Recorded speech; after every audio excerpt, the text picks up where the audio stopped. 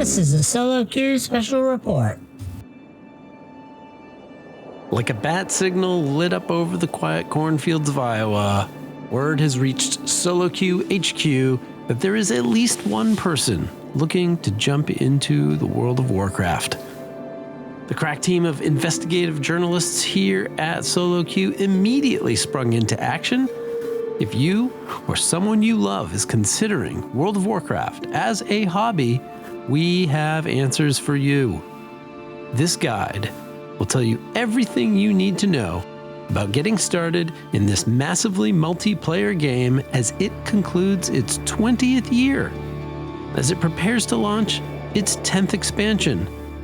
With its 2 warring, then cooperating, then warring again factions, its 24 races, its 13 classes, its 4 roles, its 38 specializations, its 11 professions, its 3 secondary professions, its 58 raids, its 144 dungeons, normal, heroic, mythic, mythic 0, mythic plus, follower, and mega, its battlegrounds and brawls and arenas and solo shuffles, war mode on, war mode off, chromie time, heirloom armor, heritage armor, class order halls, flying crystal spaceships, a world that is half blown up that you can then also go back in time and visit before it is blown up, a giant sword, a world map that seems to add large masses of land previously long forgotten to the middle of the ocean every 2 years, one floating city that appears to be in 2 places at once and soon may be in a 3rd place, but possibly needing some repairs, primary weapon stats, secondary weapon stats, tertiary weapon stats, rings, trinkets, and necks, level, eye level, DPS, MMR, IO score, PvP rating, Mythic Plus rating, mounts, mogs, titles, achievements, honor, conquest, the Great Vault, and the trading post. Maybe now you can see why I am terrified to try and make this episode to introduce you, a new player, to this 20-year-old game in something close to an hour without you pulling out your earbuds and going back to Fortnite. But we won't know unless we try. So here goes.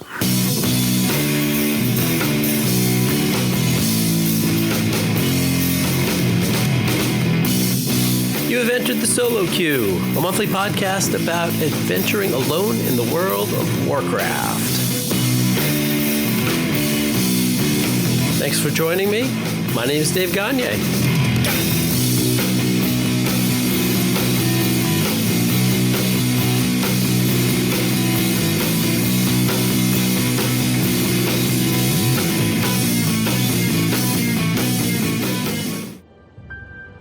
Welcome back to Solo Q. This is episode 8.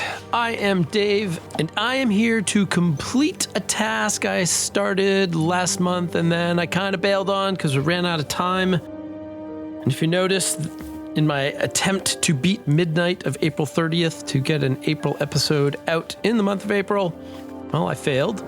Second month in a row. I was within a half hour or so of making it, but the April episode came out on May 1st, especially if you are not in the Eastern time zone. I guess, hey, if you are west of here, west of Solo Q HQ, then yeah, you got it on April 30th. Good job, me.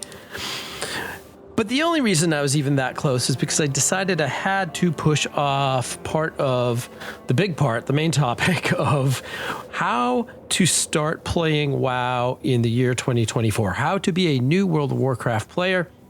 I have a request out there, and I decided, yeah, I'm going to make an introduction to people who are considering jumping into this game. And I have to admit that my preparation for this episode, for this topic, usually consisted of very brief excitement, followed by the realization of how massive this game is, followed by sheer panic of how was I possibly going to break this down so it doesn't sound like a 4-hour reading of the instruction manual of a riding lawnmower or something horrible. But as I was thinking and preparing, I had a bit of an epiphany, and I think that's where we're going to start explaining WoW to someone new. The beauty of World of Warcraft is also the challenge of World of Warcraft, and that is this. There is no one way to play this game. It is massive. It does so many things. Some people say it does so many things, some of them not so well, but it does so many things. There is no one way to measure yourself in this game. There's no leaderboard, or no one leaderboard. There's many different leaderboards. There's no high score. There's so many people playing this game that unless you are in rarefied air, you are not the best. There's always going to be somebody better. There's always going to be other things to do, other places in the game, other bits of the game to explore. There is no end. There are so many ways to play and so many ways to compete that you're not going to get there. And so that's both an absolute beautiful thing as far as flexibility and versatility of this game, but it's also massively, massively ominous if you are coming into this new. The challenge is you have to make your own goals and you have to find your own satisfaction with the game on your terms. It is not just a single player story track. I'm going to play a game. I get to the end of the game. I'm done with the game. I move on to the next thing in my Steam list. No, like there is no end. If you think you're at an end, don't worry. There's another patch coming or another expansion after that. Like there's still more coming. So there is no gift-wrapped satisfaction. There is no, I beat the game, I'm done with the game, I can move on. You have to set your own goals and you have to find your own challenge, your own satisfaction challenge. So that's part of what I want to make people aware as they enter this new game for them. For many of us, it is not new. But that's the heart of World of Warcraft. So much content, so many expansions, so many stories. No one way to do this, and that is a high barrier to entry. But I'm here to tell you, this right now is a great time to start playing World of Warcraft. Partially because there is no better time than right now, unless you have a time machine and you want to go back. There's no better time to start catching up than this moment. I know when I started playing in 2015, I think early in 2015, I felt very late to the party. This game had been out a little bit over 10 years. But now I've participated in 4 expansion launches and a 5th one on the way later this year. So you have to start somewhere. Like if you weren't there in Friends and Family Alpha and you're not strutting around saying that, you on some level may have come late to the party, at least vis-a-vis somebody. But that doesn't matter. At this moment, in the spring of 2024, this is the best time. This is the best time to get started because we are promised 3 upcoming expansions. We don't know how long that will take. Maybe normally it would be 6 years. Maybe they'll be a little bit quicker. But 3 interconnected expansions. The game has a defined future. More so than maybe at any other time in its history. At the end of summer, we're entering the War Within, the first stage of that trilogy. We're getting away from Dragonflight, and we have a story coming. So now is the time, and spring is the time because you can get leveling, you can get comfortable, and you can be ready to get started when the War Within launches. As you heard in the intro, there are so many individual things in this game. It's nuts. And that I finished that list and I thought, oh my God, I can think of 24 other little things and systems.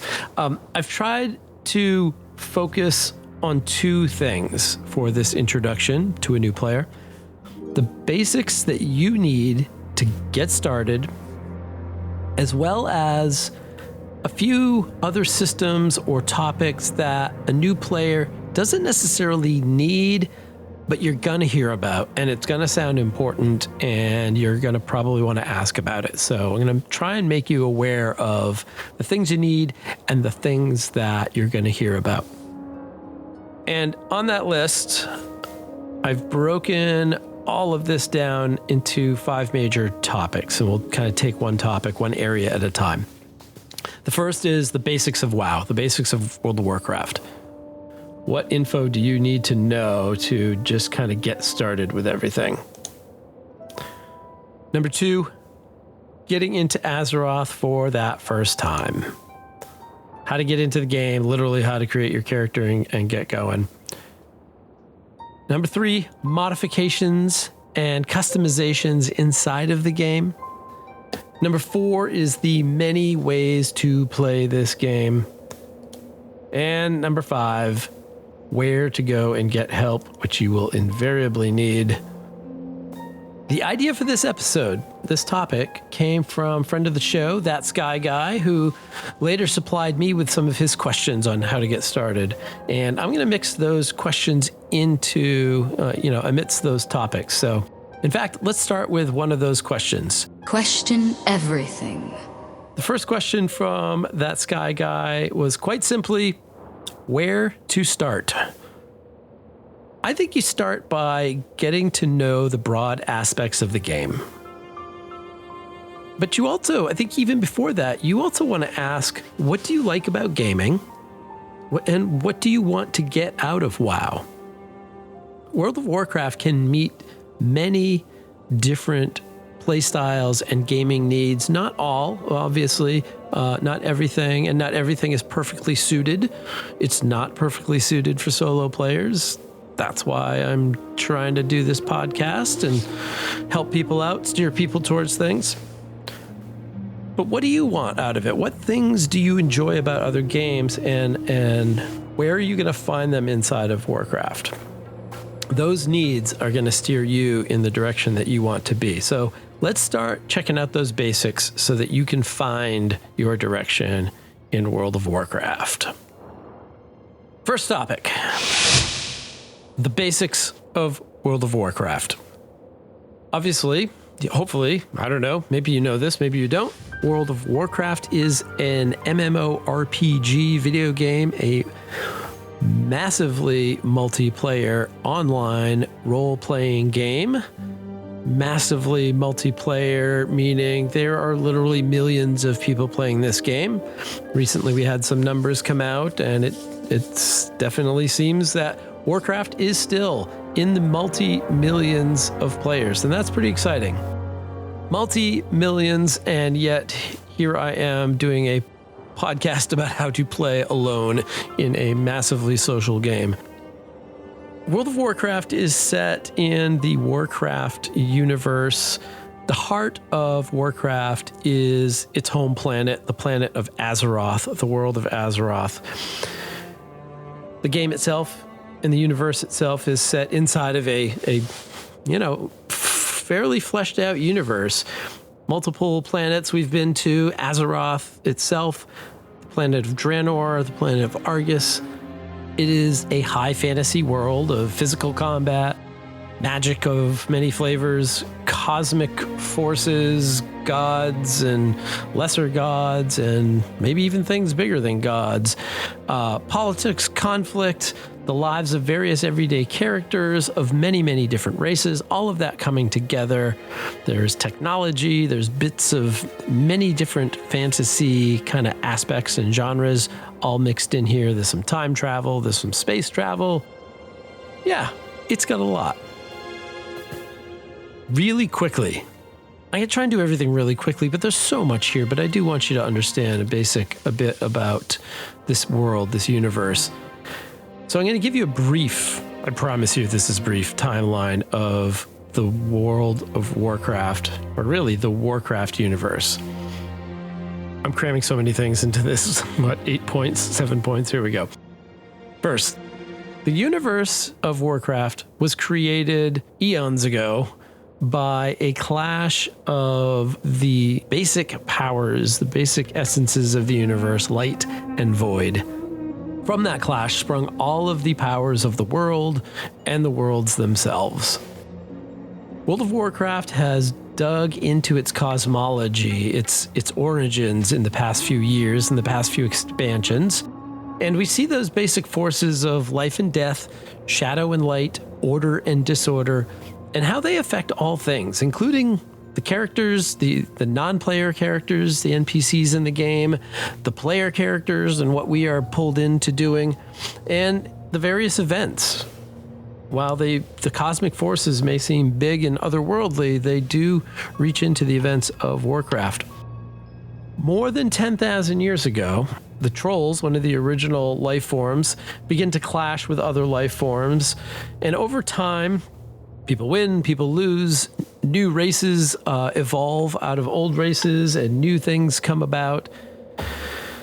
In that time, large cosmic figures are battling throughout the universe in the name of those 6 basic forces. Among the objects of the conflict is the planet Azeroth itself, or more specifically, the world soul that has yet to be born inside of that planet. The world soul is seen as a living entity, and the various forces of the universe are trying to bend it to their will and make sure it is on their side and not on the other side. The races on Azeroth, in addition to evolving into what they are, occasionally rise up to oppose these massive cosmic forces, including 10,000 years ago in the War of the Ancients. By this time, characters that you will meet in-game are already in the world fighting off those forces. Some races in the Warcraft universe were originally immortal, others have extremely long lives. The War of the Ancients culminates in the Sundering, an event which essentially blows up the giant single landmass that was the planet Azeroth into many smaller continents and island groups, effectively separating these areas and the life on them until someone designs a Warcraft expansion that eventually rediscovers them. Even at the end of the summer, we're going to rediscover more land and flesh out more parts of that map. From here, many events in Warcraft history can be played or at least viewed in various aspects of the game. A lot of the bigger conflicts will show up in sort of time travel-y or remembering game mechanics, and you can see a lot of the things that happen, the big events from 10,000 years ago. Modern history begins in the year 0. And the year 0 is when the orcs leave their home planet, originally called Draenor. As it's crumbling and breaking, they leave through a portal and enter into Azeroth. This arrival of the orcs into the human kingdom of Stormwind is the cause of what we call the First War. This story is the first game of the Warcraft universe, Warcraft 1, Orcs vs. Humans. This was a real-time strategy game published on November 15th, 1994. That is, as far as us gamers are concerned, the beginning of the Warcraft universe. Real-time strategy, or RTS games, are the original format for Warcraft, and the very originally named Second War comes in year 4 through Warcraft 2 Tides of Darkness and its follow-up expansion Beyond the Dark Portal, which takes place in year 8. Warcraft 3 was the most refined and the most popular of the RTS games and featured the events of the Third War. Very creative. The Third War took place in year 20, and that is Warcraft 3, The Reign of Chaos. 2 years later, another expansion for Warcraft 3 was The Frozen Throne, which set up some of the most iconic events in the Warcraft universe. And this last RTS game was launched in July of 2003. Now, by that time, in our world, World of Warcraft was only a year away and had been in development for years. World of Warcraft would move the Warcraft universe from the RTS genre to the MMORPG genre, allowing players to create their own character in this now rapidly growing universe. World of Warcraft launches, and it picks up the story of Azeroth in year 26. As WoW began putting out major content updates, game systems were changed and updated. The further you got away from that 2004 launch, it left some people yearning for the original mode of the game. So that's a brief history of, a very brief history of the Warcraft universe, Azeroth, and some of its other planets. Question everything. Next question that Sky Guy offered up was, which WoW mode would you suggest for beginners? Classic, retail, or others? Which means I need to explain what we're talking about when we say classic and retail. As World of Warcraft began putting out major content updates, game systems were inevitably refined and changed, and, improvements were made, quality of life features were added. That said, not every one of those was a success, and not everyone enjoyed the direction of the game, and that left some people yearning for the original version, the original mode of the 2004 launch. Eventually that came to be known as Vanilla WoW or Classic WoW. Now, classic is a word that we use to mean a whole bunch of things, and frankly, it's a little confusing. And Blizzard hasn't helped by jumping in on that word, but I'll try and distinguish what we're talking about as we go. Over the years, private servers that were not sanctioned by Blizzard, not run by Blizzard, would host older versions of the game and charge a subscription, and people could go play. Finally, to kind of end that, or at least put a damper on that, in 2019, 15 years into the game, Blizzard launched its own vanilla WoW servers to much fanfare. I think it was a very big success. Since then, they have added a second type of classic server, or old expansion server. And these classic servers replicate the old expansions, but only one at a time. And so right now, you have an original kind of, it's slightly updated, but a WoW vanilla server that you can hop in on and play. And then there are the expansion classic servers that one at a time have been coming out. And the current expansion classic server is Cataclysm, which is literally in the process of launching. The pre-patch is going on right now. You can hop in there. We just finished up Wrath of the Lich King servers and moved forward. The modern game, the current game, the cutting edge game that keeps moving forward is often referred to as retail WoW. And I don't love the term, but it is the name that everyone uses. So retail WoW. And I'm going to mention more about the expansions a little bit later on. So to the question of what mode would I suggest, take everything I say with a grain of salt. I should have put up a warning label on this to say, I'm going to give you my opinion. I'm going to try and tell you why I think it's a good opinion, but you do whatever you want because there is so much to do. But I would suggest a new player begin with the retail game, with the live game, the current game. The true classic experience is very unique and very old. It lacks a lot of quality of life features that modern World of Warcraft and a lot of modern games have. It is definitely something to check out if you're interested in that experience, but it is not the game at its best if you're a brand new player. My opinion. Even more than starting retail, if you start right now, I think you should jump into the WoW Remix Mists of Pandaria, because this is not the true modern game. It's a previous expansion, the Mists of Pandaria. It is a mode of the game that's going to be around for about 3 months. It is sped up. It is trying to add power and make you just have more fun. The benefit of this will be leveling quickly. You're going to be experiencing a lot more for the time that you invested. Maybe you try out a bunch of different races and a bunch of different classes and different characters. And in the end, the characters that you level to max level, which currently is level 70, they're going to be ready for the launch of the new expansion in late summer or early fall. We don't have a date yet. And I think that is going to be a fantastic way to get to know the game, get to know some of the modern features, but also experience a focused adventure in one of the old expansions. I think that's a great way for a new player to get familiar with the game.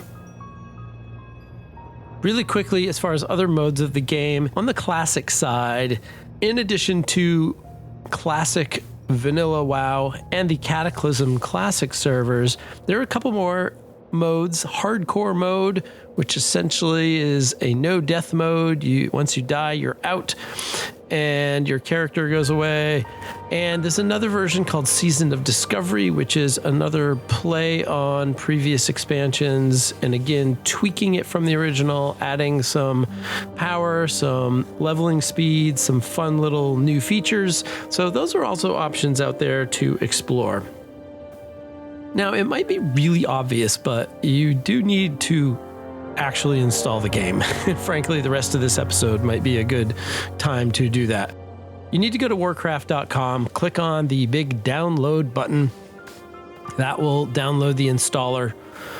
Click that to start the process, but know that downloading and installing the live retail client will take considerable time and hard drive space. In fact, it really is a fair question which will finish first, the installation of the 100 gigabytes of game files or this episode of the podcast. Classic clients are considerably smaller, so if you're downloading Classic, that won't take nearly as long. Question everything. Next question from that Sky Guy. Do you have a recommendation for which servers to start on? And I don't have a really great feeling. He was asking about, there are many different servers. I should start with servers. There are many different servers, even in the retail game. I forget, maybe there's 50, maybe there's more. I've never really counted. Each of those is essentially a community, and essentially 50, let's say, different versions of the world, each with all the same features, all the same game, but it's just a way of separating the traffic of those 5 million players or however many there are. It used to be that each of these servers was really its own community. You could not cross over. There was no sharing of anything. As the years have gone by, that has changed drastically. Many features are now moving across servers.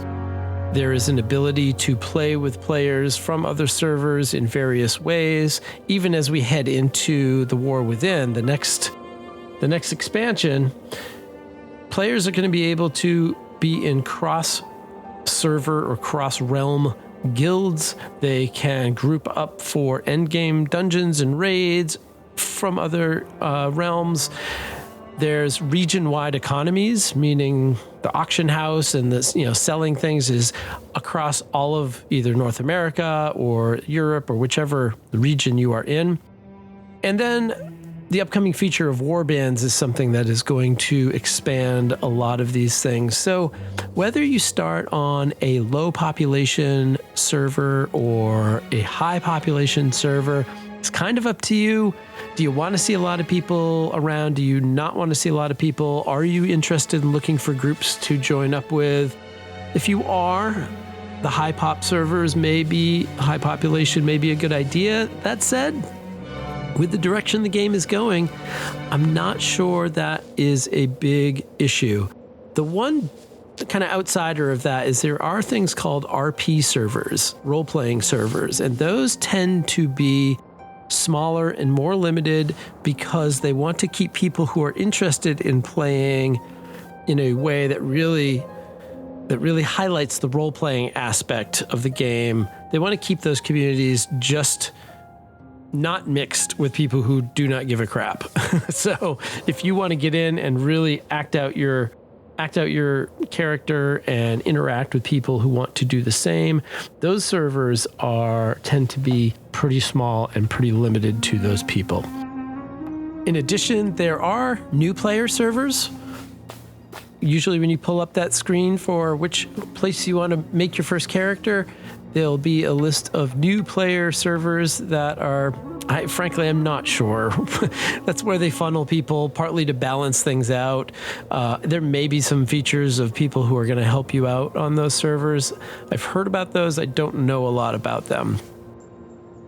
Okay, let's pretend that at this moment your client has downloaded and you are ready to get into the actual game. So let's talk through that. When you install Warcraft, you are going to install the Battle.net launcher. The Battle.net launcher is essentially the portal for all Blizzard games. World of Warcraft, of course, is one of those games, and it will be one of the games featured in your launcher. And when you fire that up, you are going to get to a screen that's going to offer you a choice of servers. Servers are a way of splitting up the player base, which, as I mentioned, is massive. It has been as high as, I think, 10, possibly 12 million players. It is still 5+ million at the moment. It is a way of just separating the traffic. There are, I haven't counted, but 50, 60, there are many different servers. There's a few different types. Let me explain the couple types, and then I'm going to explain why it doesn't maybe really matter. When you open up the screen, you will see that there are servers for new players. Those new player servers are essentially Blizzard trying to steer new characters, new people to servers that have room on them, where the populations are not yet too high. And then most of the rest of the servers, these 60 or 70 servers that there are ranked by population, from low population to medium to high and to full, meaning they're just chock full of characters and players on those characters. And the amount of population may matter. Certain aspects of the game, including joining groups for endgame dungeons and raids, is easier if you have more of a population on your server. The economy on a large population server can be different than a low population. If a low population, there may not be a lot of people to buy the things that you are trying to sell, and prices can fluctuate according to that. There are also servers known as RP servers, or role-playing servers. Those servers tend to be very small because the people who want to really accentuate the role-playing aspect of Warcraft don't necessarily want people who don't give a crap about the role-playing aspect to wander into the middle of their experience and just start sort of breaking that character, breaking that story for them. So a lot of times the role-playing servers are small, and the expectation is that you are, if not participating in role-playing, at least not being a jerk about it and kind of ruining that for others. And here's why server selection may not be the most important thing in the world. It used to be that these servers were absolutely unconnected. They were literally separate hardware at the Blizzard Blizzard servers. Not so anymore. Over time, they've started to blend things together. They have combined servers. They have combined these realms, another word for a server. And they've even started moving things to cross-realm or cross-server abilities, such as grouping for a lot of content you can now do with people from other servers.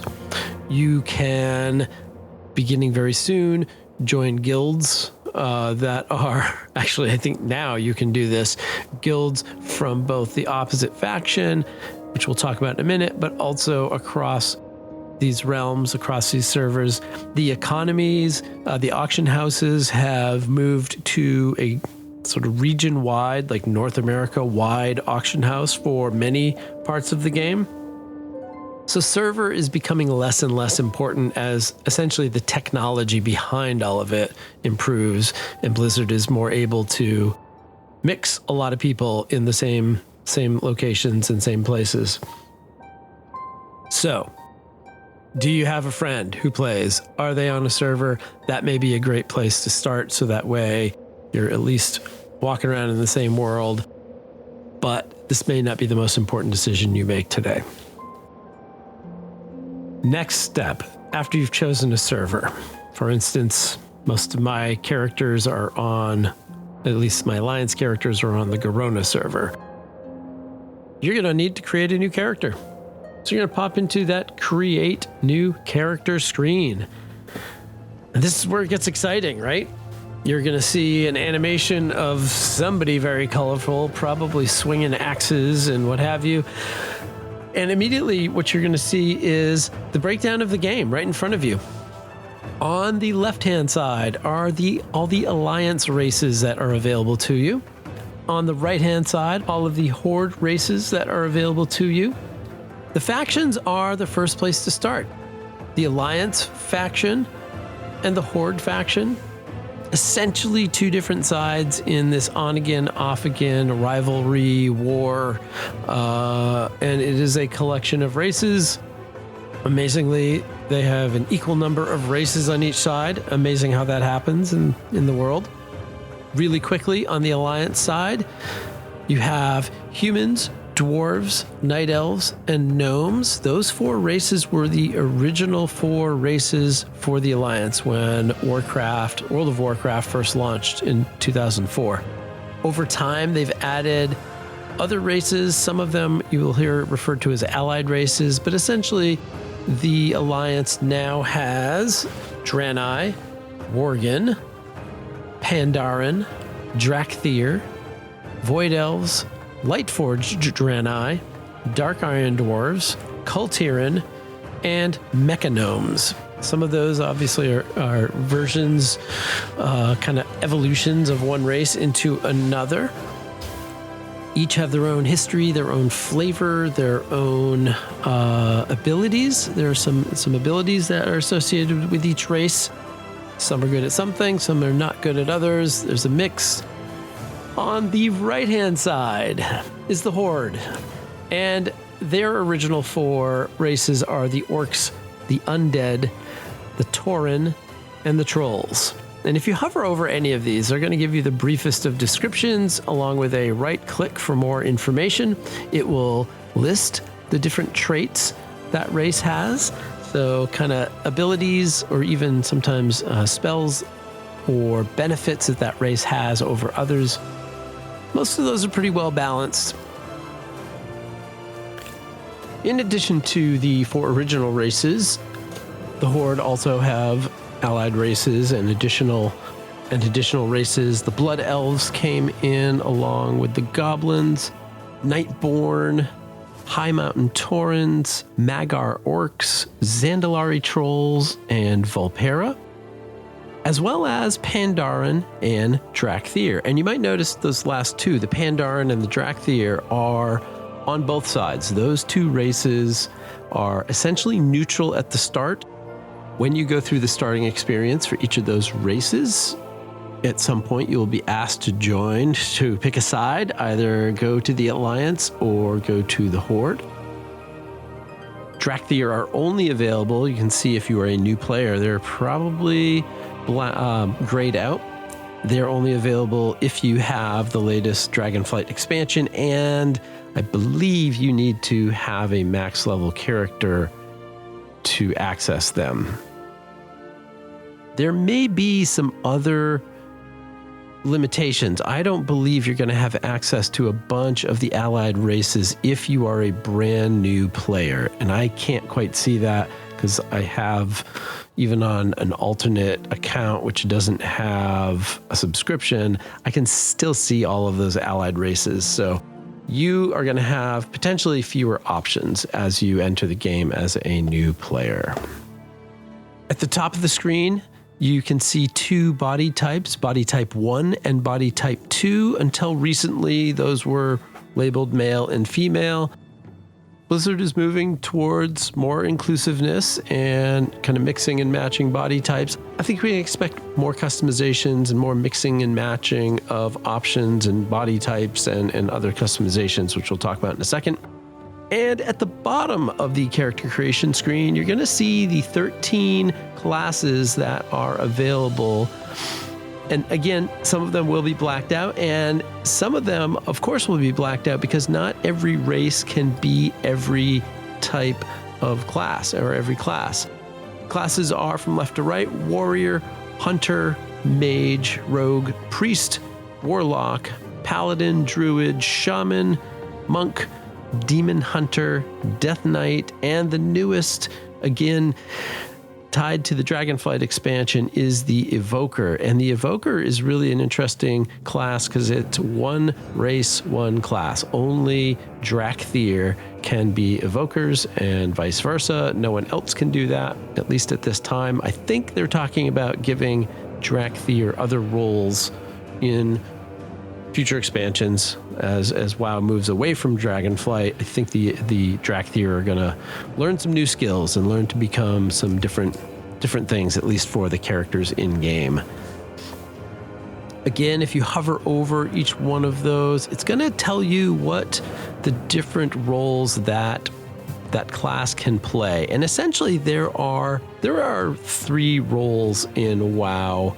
There's a 4th one that is emerging with Evokers, but traditionally we're talking about 3 roles, and they are a tank class. The tank class is a tank role is a heavily armored player that can take a lot of damage, has various abilities or spells to deflect damage, and this is the person in Dungeons and Raids who attracts all the attention and holds the attention of big bosses and big baddies, while everybody else uses their damage to hurt that boss. Obviously, the next role that would make sense is the DPS role, or damage role. DPS standing for damage per second. No one ever says that. You'll hear DPS. That is doing damage. That's your job, which is very traditional and very logical. There's a couple ways to do damage. There is melee damage, meaning you are kind of hand-to-hand, weapon-to-weapon within range of your target, and you are physically trying to mess somebody up with whatever weapons you got, or fists, or various things. Melee damage is very close-range combat. Ranged combat would be a couple different things. Obviously, you can use physical tools such as guns, bows, arrows, crossbolts, and crossbows, and all those things to physically send damage to your target. The other side of that is usually magical ranged damage, so sending spells. Additionally, some of these ranged characters have pets. Hunters, very famously, will have pets, either one, sometimes even 2, that can also do damage, that can also attract the attention of bad guys. Warlocks and a few other classes also have some pets that they can utilize. Shamans use a series of, not pets, but totems to sort of put down into the fight, and those totems, while not doing a lot by themselves, will buff other things, add benefits, or do some healing. And healing brings us kind of to the other major role, and that is somebody's got to fix everybody up in these fights. So the healers are not usually focused on doing damage to the boss. They are there to support everyone else. They're there to give you a massive heal if you just took a big damage, or spread small healing out to the group as things go. And those classes can be a little more difficult to play alone if you're just wandering through the world, since they're not designed necessarily to do lots of damage. So that can be a little bit of a challenge when you're doing the leveling process. It is important to note that specializations are essentially the subclass. So each of these classes listed has 3 specializations. There's a couple exceptions. Druids have 4, which is why druids are the best. Evokers have 2, I think maybe 3 now. I forget. They're the one that does a support role, which we're not going to focus on here. And demon hunters, I believe, also have 2 specializations, maybe not 3. Those specializations zero in on your role. Are you a tank? Are you a melee damage dealer? Are you a ranged damage dealer? Are you a healer? Are you a bit of a mix? The specializations are designed to give you a separate set of abilities, a separate set of skills, in addition to what you have as a race and what you have as a class. Now you have a specific set of things that are designed just for your specialization. About 38, 39 specializations. I forget, I've lost count. I think I even mentioned it in the intro, but there are a number to choose from, but they are connected to each class. So you don't have infinite choice. Each class has a few to choose from. You can change. It is very easy to change. I should also mention the word talents. I'm not going to focus on talents, but as a new player, talents are essentially for each of those races and specializations, you get a series of options, essentially. As you level, you're going to get more points. Each point can go into a choice. You'd like to choose this ability or that ability, and it's like a tree. We call them talent trees right now. They've gone through many iterations, but the current iteration is that you have essentially a tree of options. The tree gets wider as you go down and as you level and as you get more of those talent points to spend. I'll mention here that for a new player, talent trees can be pretty overwhelming if it's not your jam. If you want to poke through and just stare at everything and think them through, that is fantastic. Not every player loves to do that. I will say there is a great site called Icy Veins on the internet. Icy Veins will do a lot of things. It will give you a very basic talent setup if you just want to grab it. Nowadays in WoW, it's as easy as copying a string of text and pasting it into the game, and the game will say, oh, you want these talents. Super easy. And a great way to get started. It's going to give you those talents. It's going to give you a play style and say, hey, go explore this. And obviously you can tweak those things at any time. So Icy Veins can be a great starting point. I'll mention right now too, since I mentioned it, Icy Veins gives a lot of great advice on what your rotation should be. Your rotation is the buttons that you push, the abilities that you push, use in certain orders. Certain order will make more sense. They have a lot of good advice on that. So I recommend Icy Veins, and I'll mention that again at the very end of where to get help. Okay. That's a lot of information. Let me throw in another question before we move to pick a player. Question everything. Another question from my friend. Do all classes have a way to heal themselves? If not, do you think it's better to play a class that is able to heal while doing solo content? And this really is a good question. I do recommend playing something that can heal themselves. I think it's a great idea. Again, you can do whatever you want. You can push whichever class you want. I think Druids are a great choice because there are 4 specializations. You can be a damage dealer in melee range. You can be a ranged damage dealer. You can be a tank spec. You can be that tough, indestructible character who does less damage. Tanks tend to do a little bit less damage, but they are very survivable. And you can also be a healer. You can switch into a different specialization and turn into a healer. So it is super flexible. I personally think running around as a feral druid in cat form, it gives you a stealth mode that you can sneak past things. It's a pretty cool way to start the game. It's my favorite class.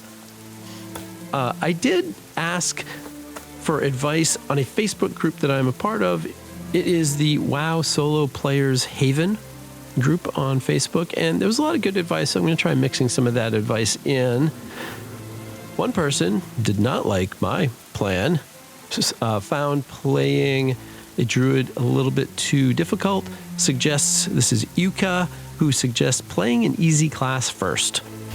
And they went with Protection Warrior. And Protection Warrior is one of those tank specs.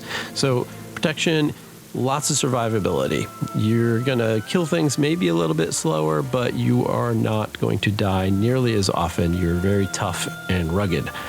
One of the reasons I do love druids is that, yes, you're going to be doing damage, but you have healing that you can do for yourself. So getting back to that Sky Guy's question, I think the ability to heal yourself is great, especially in combat. There's some ways that you can do it once combat is over. You can eat some food. Everybody can do certain things to heal themselves to an extent. But being able to do it on the fly inside of a fight is, I think, pretty crucial, especially as a solo player running around the world all alone.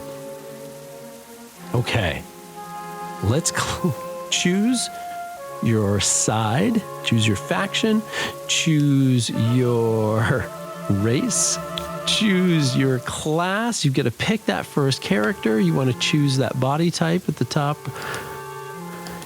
And then it's time to jump in to customize a character. I am going to, it is somewhat at random, somewhat not, going to make a dwarf warrior.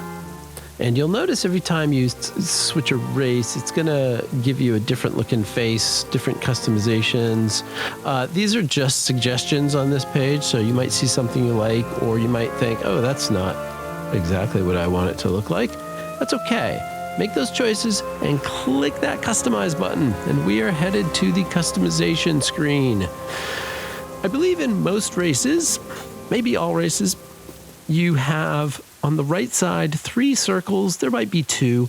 Essentially, those are categories of customizations you can make, and everything from skin color to face to hair to facial hair, eyes, decorations as far as earrings and tattoos. There's a few other things that are race specific that you might run into, but go through those. You got a little dice, a single die, not a dice. The die icon, singular of dice, not the die as in you're dead. You can click that to randomize your appearance, and it's just gonna spin the wheel on all of those things. That can be fun just to see what the options are. And then if you get something close, you kind of dig in.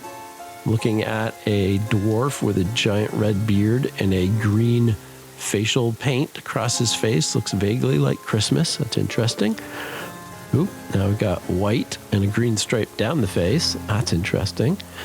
Oh, now we got a green beard. I've never even seen that green color of hair. That's fantastic. I kind of like that. So go through all those customizations. If you kind of don't like what you want, you can always back out and go pick another race and another class. You'll see some clothing that is typical of that race. I can't remember if that's literally what you start in. I don't believe it is. But at the very top, you obviously have to give your character a name. And again, you'll see the randomize button, that die icon. And Blizzard is happy to give you a random name that is available. And if you click that, you'll see names come up. The little green check mark to the right means this name is possible. It is available. Obviously, you can come up with your own name. And frankly, this is one of my favorite parts of playing this game is naming characters. I thoroughly enjoy it. I like to head to Google Translate. I like to start with some words in my own language of the English to, things that might have to do with this character, might represent this character, might be vaguely related to them, and start going through languages and seeing other words and seeing what I can turn into a name. So I like that. You may not care. You may want something silly. I, for one, can't really do silly names. It's just not me. So I put a lot of time into that, but if you want to hit that random button, go for it. And then when you click next, you are going to maybe get an option. Now, this is really the start of the game. You are getting into the game. If you are a brand new player and you have never been here before, I don't think you have an option. I think you're going to get sent for the starting zone. I think you're going to get sent to something called Exile's Reach.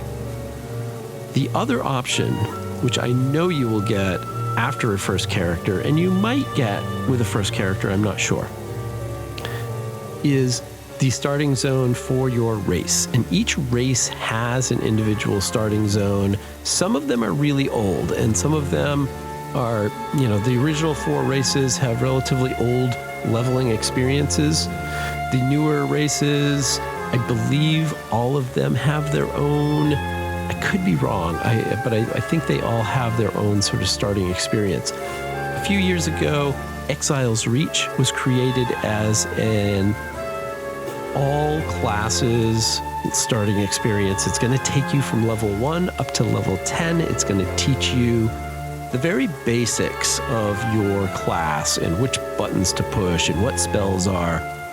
I know that Exile's Reach gets a lot of crap from the internet, and a lot of people don't like it.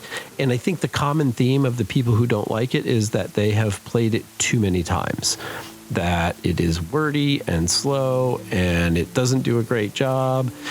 And I think you've run it 10 times. You've run it a ton of, you've played this game forever. Of course, it's not for you.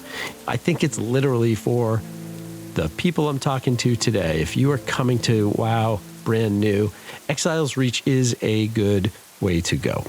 It is designed to be a tutorial. The others are a little less designed to be a tutorial and a little bit more focused on, here's a bunch of quests. They're kind of easy. It's going to get you used to the game passively. Exile's Reach is more active in trying to teach you the game.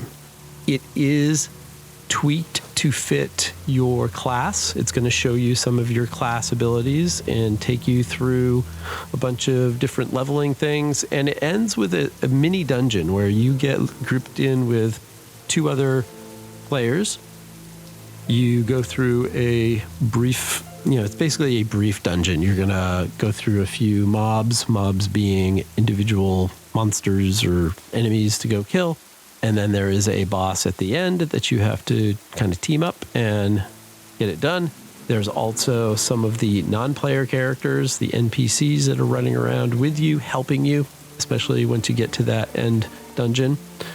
So you get that little bit of experience of, oh, that's what it's like to group up. And after that, you are level 10. You are dumped into your capital city, either Stormwind for the Alliance or Orgrimmar for the Horde. And again, if you are brand new to this, if this is your first character, they are going to dump you into, at this moment, the Battle for Azeroth expansion, where you are going to level through Battle for Azeroth. This was 2 expansions ago. And once you hit level 60, maybe 58, but essentially level 60, you are going to be eligible to jump to the current expansion, Dragonflight, which characters are starting at level 58, ideally 60, but you can do it at 58. And this is odd because doing this skips over Shadowlands, the most recent expansion. I think that is because there was a lot of negative feedback on Shadowlands, and the story is a little bit convoluted and it's not very Warcrafty. It is definitely a turn in a different direction. Blizzard is, I believe, happy to come back away from that direction with Dragonflight and where they're going forward. If you are checking this podcast episode out a little bit later, such as after the War Within launches at the end of the summer of 2024, I believe it is going to start you in Dragonflight if you are a new character. So you will usually go to the recent expansion, level through that area, and then you'll be dumped into last push of level 60 to level 70, which is the current level cap. Obviously, that will change as time goes on. There is one thing to note, that if you get a character up to, I believe it's level 50. I don't think it's level 60. Once you get to level 50, there's another option that is available to you on successive characters that you play. And Warcraft is absolutely famous for people with multiple characters. We call these alts. Different characters are referred to as toons. Don't ask me why. I don't know. I don't love that word, but that's out there. Tunes, if you hear people say, oh, my tune, they're talking about their character. If you play alternate characters or alts later on, you're going to have access to a different leveling experience. After you've gone through that battle for Azeroth or that initial leveling experience, you're going to have the ability to do Chromie Time. Chromie Time is a separate leveling mode. Chromie is a bronze dragon. Oh, hi. Her full name is Chronormu. What are you doing here? Bronze dragons are the ones who guard the timeways, and they can travel through time. And what Chromie does is she will send you back to old expansions. So, as a second new character, you would have the option of Exile's Reach or your Racial Starting Zone. And once you get to level 10, you'll get a quest that says, hey, come see Chromie. And Chromie will send you back to an old expansion of your choice. And when doing that, you have all of the current spells and all the current gear and the rules of the current version of Warcraft that you're playing. So it doesn't literally take you back to a classic version, as I mentioned before.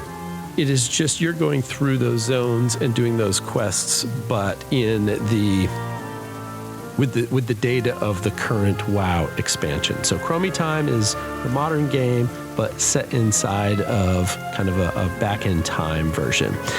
The leveling is fairly quick. It is designed to get you up to the starting level of the next expansion. So in this case, Chromie Time is going to get you to 60.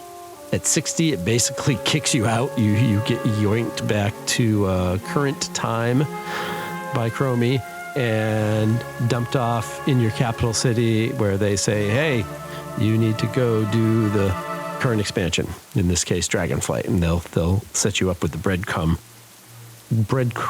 quests to get you there.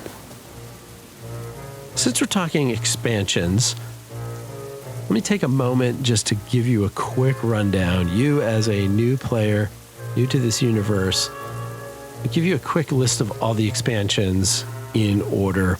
And as I mentioned earlier, World of Warcraft, the vanilla game, the original game, launched in 2004. The first expansion was the Burning Crusade. And that was the first time that WoW players were able to head to a very different planet called Outland. That launched in 2007. In November of 2008, the second expansion was launched. That was the Wrath of the Lich King. And it was designed to follow up the events of Warcraft 3 to kind of finish that story. So about 5 years later, Warcraft comes back to tell and sort of finish the story of the Lich King. The probably most popular, most famous story in all of Warcraft, it is pretty fantastic. A lot of people feel that Wrath of the Lich King was the best the game ever was. It was kind of at its height. It was certainly at a height of popularity at that point, both in the game and even in kind of wider pop culture. I think that's one thing that's missing nowadays. WoW doesn't catch the attention of pop culture like Fortnite or other games may. It is an old game, and it is kind of treated as get on your rocking chair, WoW, and, eat your mush. But it's still exciting, active game, but it doesn't, it's fallen from that wider popularity back in 2008. 2 years later, Cataclysm launched. This was a major expansion because it literally broke up the world in an irreversible way. The events of the expansion meant that many zones were literally recreated, remade because of changes in game in the world. And a lot of people, because of that, feel that Vanilla and Burning Crusade and Wrath of the Lich King, that kind of formed the first era of World of Warcraft, the classic era. Classic meaning the first in this case, not classic meaning the specific classic servers that we're talking about. This is where the word classic gets very busy. The Cataclysm expansion is the current classic server experience that is available from Blizzard. So we've moved on We've moved on from Wrath of the Lich King Classic. Those servers have now closed. Everybody's been ported over to Cataclysm Classic. To, mixed reactions, I think, but that's okay. Everything in WoW is mixed reactions. Okay, 2012. 2012 saw the Mists of Pandaria expansion into the newly discovered continent in the very south of the map. 2014 took players into an alternate timeline for Warlords of Draenor. Draenor is the home planet of the orcs. And this is the planet before it was devastated by the orcs and all the stuff going on and shattered, at which time it became known as Outland, which was the Burning Crusade. So essentially, this is going back in time to find that Draenor homeworld still intact, luscious and beautiful.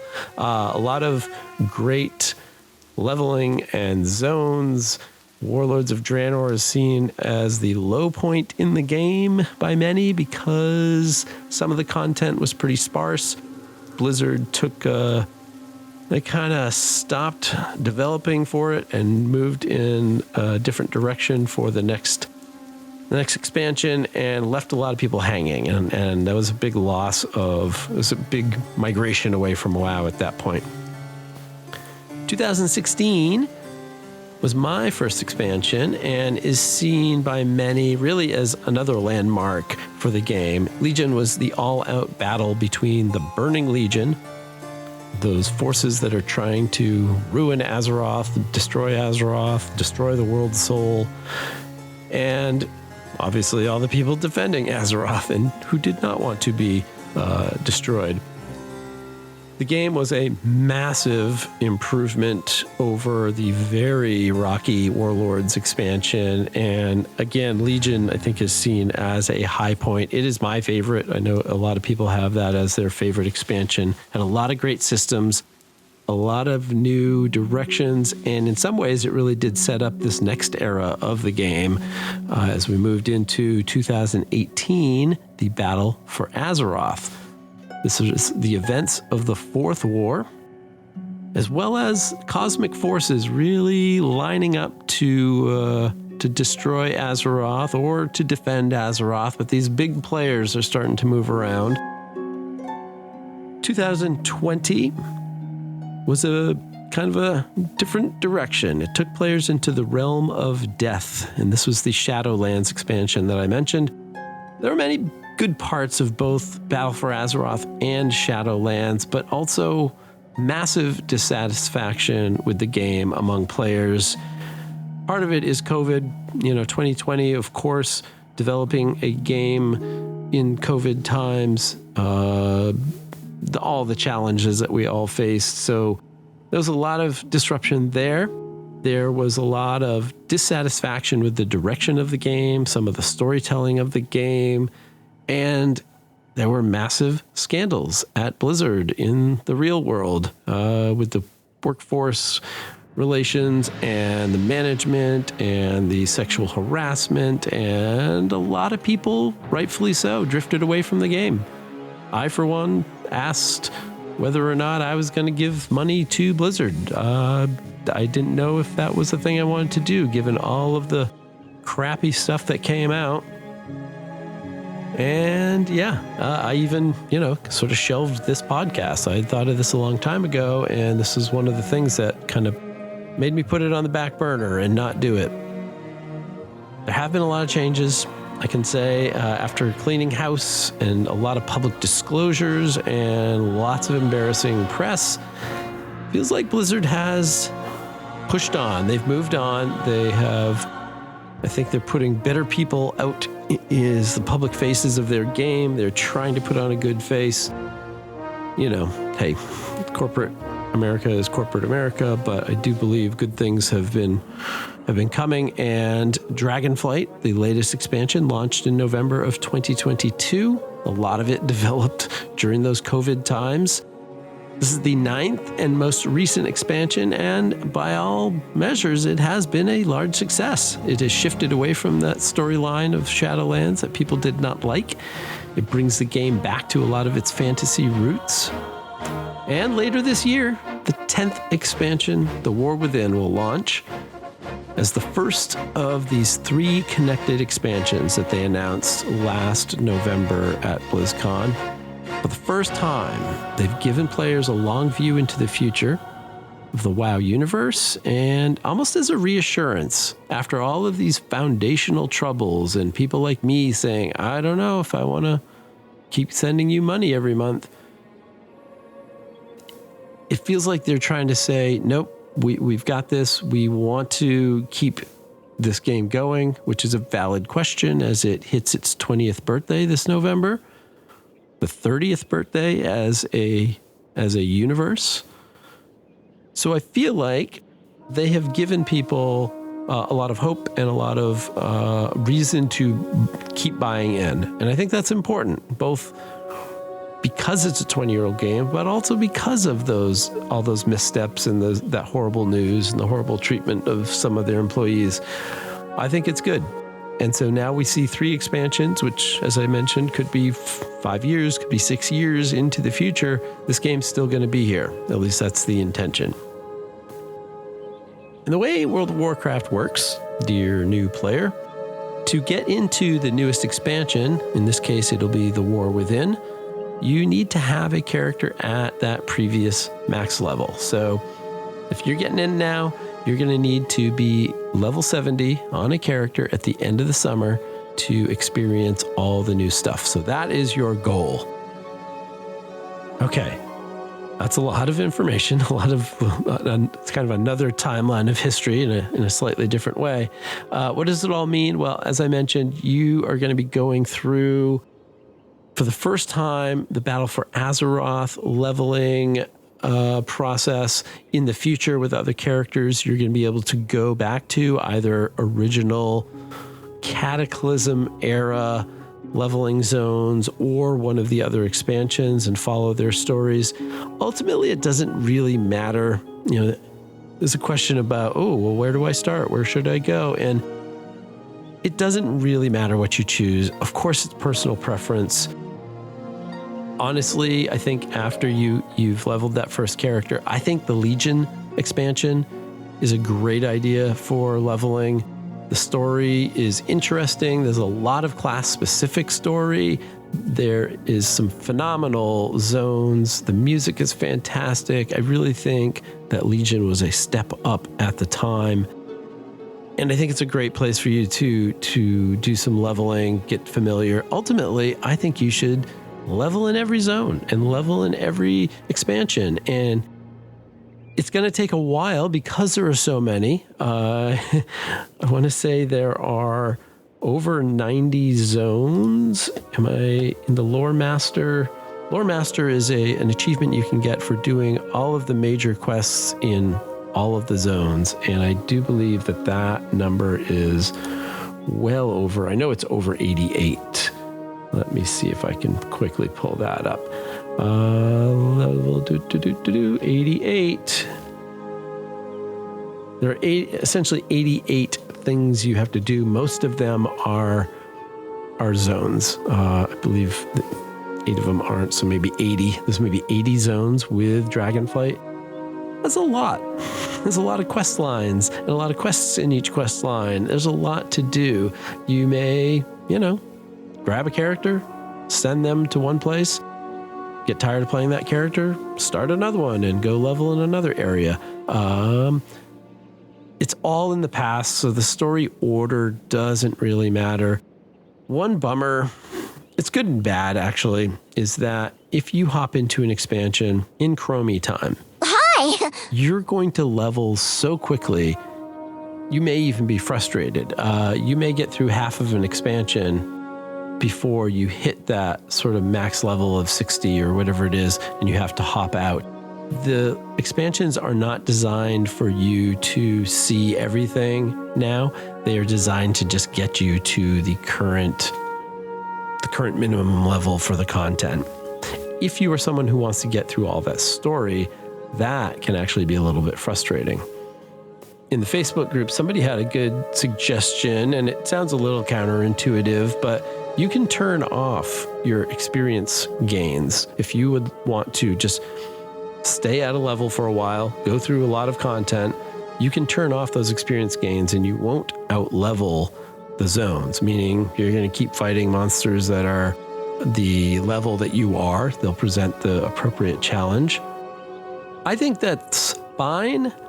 I would never do it. It feels unproductive to me. And maybe that's just because I have so many characters. I think I could be leveling somebody. So if the first character gets a third of the way through an expansion, great. I'll do another character and they'll do the next third and then the next third. It feels like you should be getting something for doing all of that work and experiencing all of that content. That said, you could take a high-level character and go through all of these old zones on your own and absolutely roll through everybody. You know, as a level 70 character moving through the world right now, you do end up in a lot of places and everything is level 30. Like if you have to go see somebody in an old zone for a quest, when you get there, all the monsters are level 30 and they don't want to even touch you. You could walk right past them and they think, that guy looks powerful. I'm not going to attack him. When they probably did 50 levels ago, they thought they were pretty tough. No longer. So out-leveling things is something that you can do as well. In fact, one of the common activities for a lot of people is to go through old dungeons and old raids as a max level character and just run through and kill everything with a swipe with, no challenge whatsoever, because you're trying to get certain weapons, certain gear, or certain mounts, or certain pets, certain things to drop that are rare chances. So you keep running through that old content. Call that farming dungeons or farming raids, and you're just trying to get those small chance items to drop, usually cosmetics or collection items like mounts and pets. Okay, speaking of quests, essentially the game is designed around people need you to do stuff. And so quest givers have a little exclamation point above them that says, hey, I have a job. And you head over, talk to them. They're going to offer you experience and possibly gold, possibly items. Sometimes those items are able to be used by any character. Sometimes they're only able to be used by your character. You can choose to read all of the quest text or not. Some people famously just push the button and roll right through and do not read quest text because that's not the part of the game they want to focus on. Other people want to hear all that story and take all that in and learn all those new characters. You do you, essentially. Again, you play the way you want. Gear. Skylar mentions, hey, what is gear color? What's up with that? And that's a good thing to mention. The gear that you get, the weapons, the armors, the shirts, the hats, all of the things you have, has very different levels, different types. There are different colors, whites and grays, white colors and gray colors, not the literal color of the item, but in the gear information, it's going to be listed in a different color. And white and gray are basically the crappy, low level gear. It is nice to have those appearances collected because later in the game, you can choose to change your appearance. You might have really high level gear, but maybe you just want to look like a hobo wearing a torn shirt and shorts. You can do that. You can change your appearance and it sort of masks what the real gear that you're wearing is. So people do collect appearances, what are called appearances. The changing of your gear is called transmogrification. Big word. That's why everyone says transmog. Transmog, verb. Transmog also used as a noun, like I'm going to collect transmog. I'm going to farm Ice Crown Citadel for transmog is a thing you could hear. You probably read it, I guess. Okay, getting back to gear. Green quality is the next level up, followed by rare quality, which is blue. Then epic quality, which is purple. And those are all the common things that you're going to get in the game. In addition to that, there is an orange level called Legendaries, and Legendaries are a little bit different. They're very specific. Sometimes they're specific to a single class. Sometimes they're specific to the content that you're doing, the expansion. There are expansion legendaries. Legendaries are the highest level of rarity, but they're also, they don't drop in the same way. They're usually more of a specific thing. So that's, you'll come across that in the game, but that's the progression of gearing. The other thing related to gearing is there is what's called an eye level. There is a level of your chest armor might be level 20, and that means you're going to get certain statistics added to your character. Your character has all sorts of stats, primary stats, which help you attack and defend and heal, secondary stats, which can also modify those things. You can get statistics on your gear. You get them as part of your race. You get them as part of buffs that you may get. The statistics determine how much damage you do and how much healing you do, and sort of they're the math behind all of this. They're the hidden math that goes on every time you swing a sword or shoot an arrow or a spell. So you're going to be chasing statistics. You're going to be chasing gear, and one of the most basic ways to think about gear is through its eye level, its level. The eye level is something you'll hear about as well. Your character will have an overall level that's basically the average of all your gear. So you can kind of keep track with one number how well geared you are. Are you progressing? Are you good enough? Especially once you get to current content, that number becomes more meaningful because the end game dungeons and raids, the group content, those are designed around you have to be kind of this strong to get in. And furthermore, people who set these groups, a lot of times they will demand, hey, I need you to be at this level of gear or I'm not going to take you. And so that can be a race to get yourself tuned up and strong enough for doing that content, if that's something you want to do. Looking through more questions, let's see. We talked a lot about zones and levels. Do you stick to one area and go through it, or do you travel around to see all the sites? That's a great question. You sure got a lot of questions. I like the idea of staying in one place when I want to learn something, when I want to get the story. I can see that. That said, there is something to be said for just hitting the road, getting on a mount and walking and traveling, or if you have the ability to take flight points. Essentially, the further you explore in the world, you're going to discover a transportation network called flight paths, and you can just hop on, pay a little gold, and take a ride, and it'll take you to places. You have to kind of have already found them. So when you find a green exclamation point, click that. It's going to add a flight point to your knowledge, and you can now fly to and from that location. Saying the exclamation point reminds me that I mentioned quest givers. Quest givers will, once you have done their task, they will have a yellow question mark. That means you have accomplished their task. If it's a gray question mark, that means they've given you a job, and what are you doing back here? You haven't finished yet. So all of those things are going to appear in game. They're also going to appear on the map.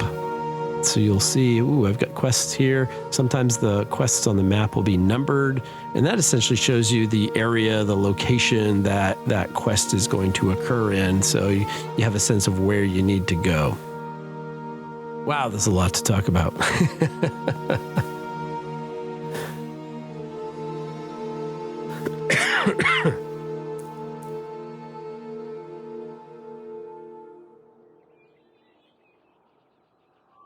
I'm actually going to move a bunch of shit.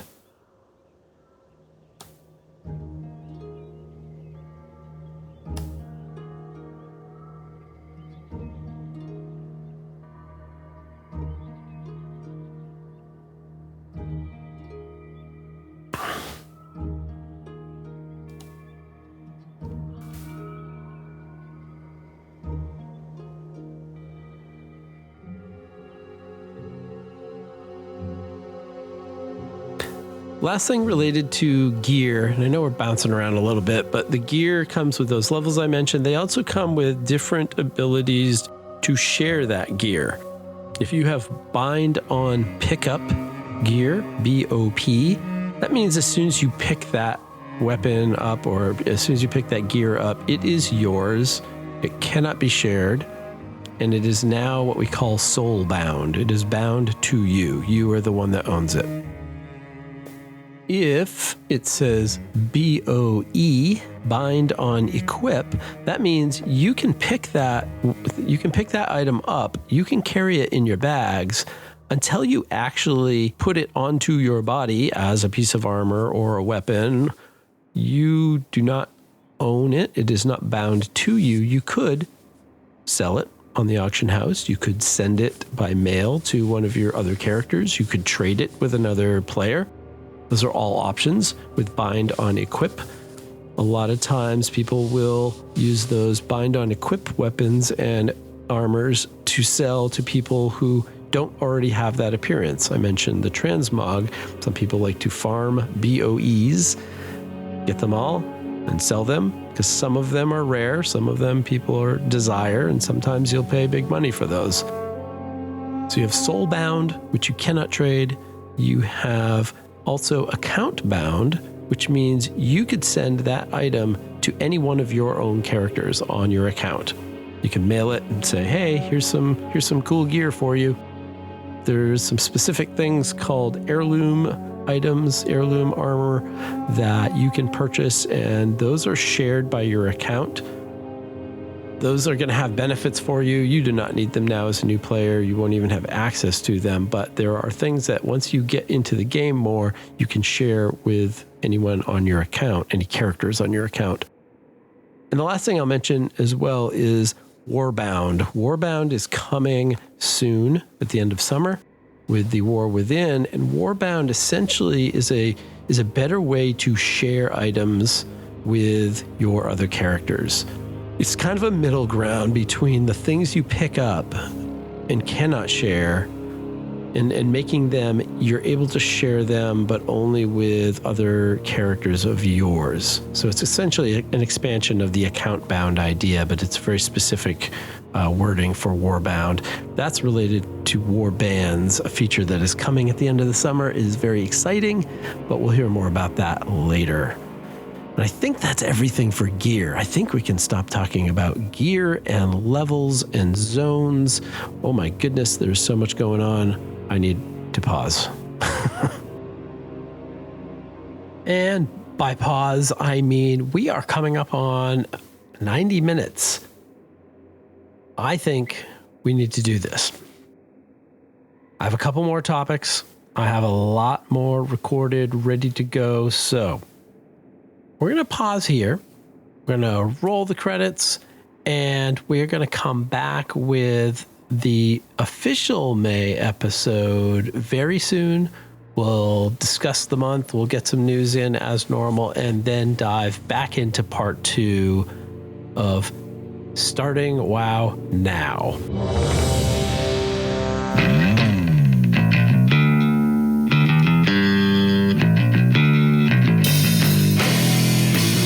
That's right, we are running low on time in the queue, but hopefully not for the whole month. I think we'll be back very soon.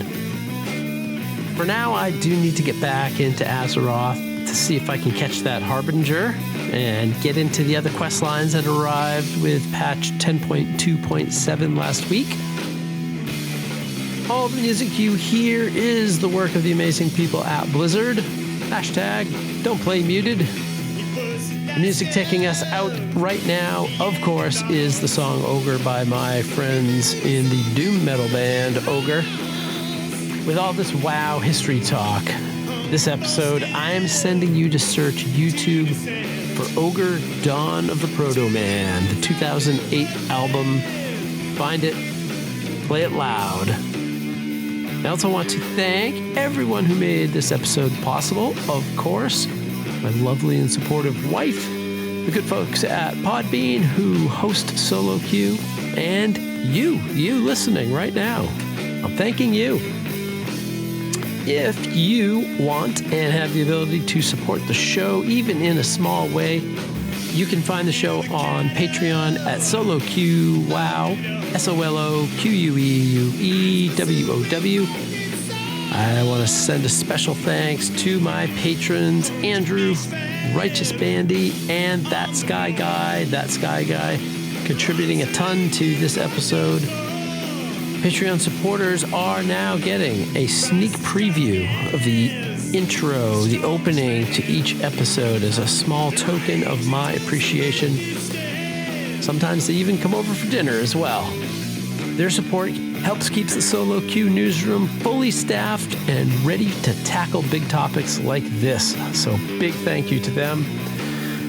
Subscribe to the podcast at your podcast feed of choice, Apple, Spotify, all of the rest, to help the show grow, to get us out in front of more eyeballs and more earbuds. Leave a 5-star review on Apple or Spotify. And believe it or not, this little podcast is making its way up the video game podcast charts. And if you want to tell me or others what you like about Solo Q, leave a review on Apple Podcasts. As I find them, I will share them on the show. You can contact me at soloqwow@gmail.com, on Twitter, Facebook, Instagram, Threads. Twitter's where I am the most active. Send me questions, feedback, stories of your own solo WoW experiences, thoughts, worries, loves, concerns, whatever it is. I will try and feature that in our next episode. For now, get out there, get into the Mr. Pandaria, the remix. It's fun, and you no longer have to mindlessly farm frogs. We can talk about frog farms, all the news, and part 2 of starting WoW now next time we hop into the Solo Queue. I'll see you out there.